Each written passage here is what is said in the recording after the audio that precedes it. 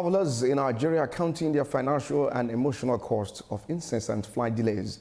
Now speaking with TVC News at the Murtala Mohammed Airport in Lagos State, passengers expressed deep frustration over their inability to reach their destinations as scheduled.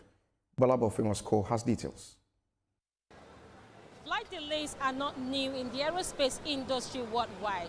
However, when they become persistent, it raises serious concern and calls for corrective action.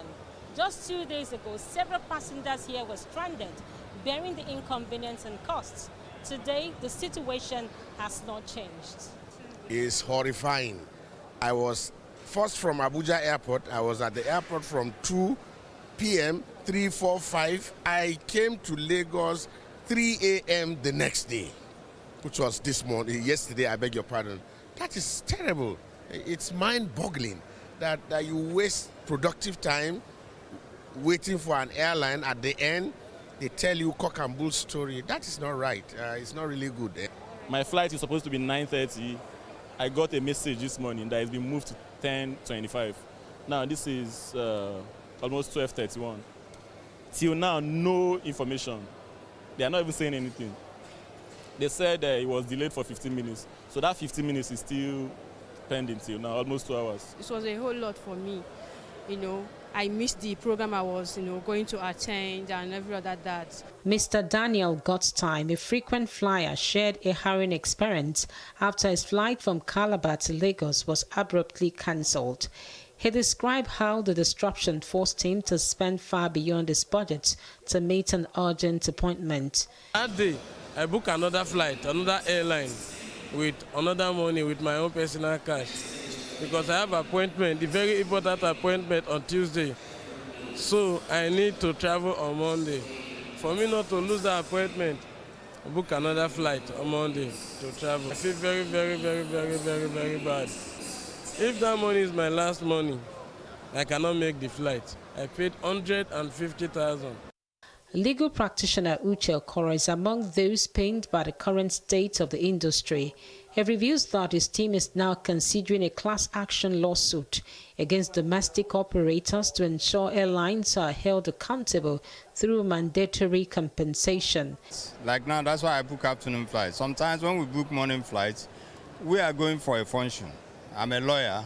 I go for court matters. If, for instance, I book thinking that I'm going to be in court by 9, and you delay my flight, you know what it means. Some of my clients have complained to me, and we are considering if we I try to placate them. But if they try to continue with that kind of a thing, we have no choice than to go to court so that they can now be refunding people that are paying compensations. Other passengers argue that airlines have breached their contractual agreement and should bear the resulting costs, while calling on the federal government to intervene. For example, if I miss my flight, I pay a lot because they would tell me that there is no, I didn't show up. I pay for no show up. But if they delay, they go. There's nothing that is coming to the airline. I think this is not good enough. I think that is why they get on to it. If a flight cannot go on schedule, then the airline must pay for it. And ideally, we've traveled far to other climes.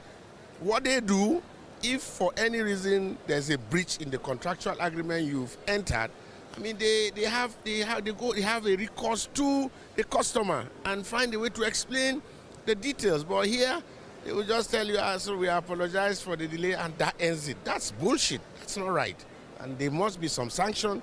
Any airline that is not living up to expectation, believe you me, the ministry needs to, put a stop to all this madness. I don't think it's bad weather condition because I've been to countries that have worse weather than Nigeria. So I think it's just them being unprofessional. As the outcry grows, the pressure shifts to regulatory bodies like the Nigeria Civil Aviation Authority, NCAA, to enforce the Passengers' Bill of Rights. For now, travelers are left to navigate a system where schedules are increasingly treated as mere suggestions rather than commitments.